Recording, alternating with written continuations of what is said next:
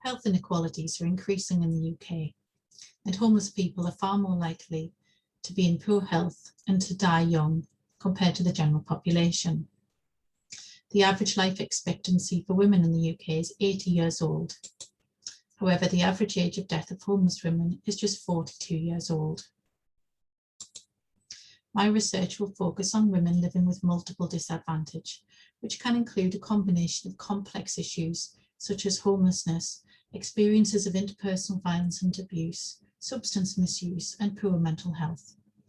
I'm interested in how these inequalities can cluster and accumulate in people's lives and why. Homelessness is often a late marker of severe and multiple disadvantage, which can be identified across the lifetime of individuals. And this includes rough sleeping, but also less visible types of homelessness, such as stays in hostels, B&Bs, and sofa surfing, which are equally damaging to health and well-being. Around 80% of homeless people identify that they have a mental health problem, with about 70% identifying a physical health problem. So it's important that people at risk of homelessness are identified early so that they can be offered access to appropriate health and support. Unfortunately, women living with multiple disadvantage are often hidden from services. Focusing separately on their needs is important because repeated studies have found that women tend to actively avoid services primarily used by men.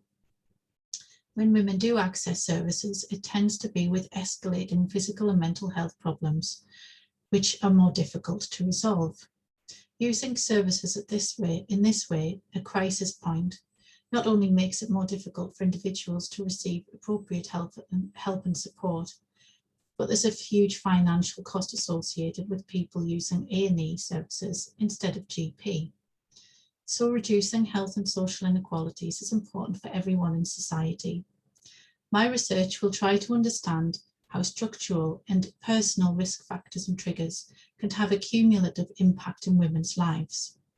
I'll be looking at using a combination of data collection from local authorities, focus groups, and interviews at what factors determine how and when women engage with services.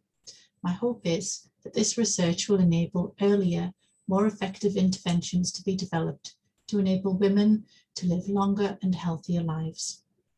I'm Joanne McGrath at Northumbria University. Thank you very much.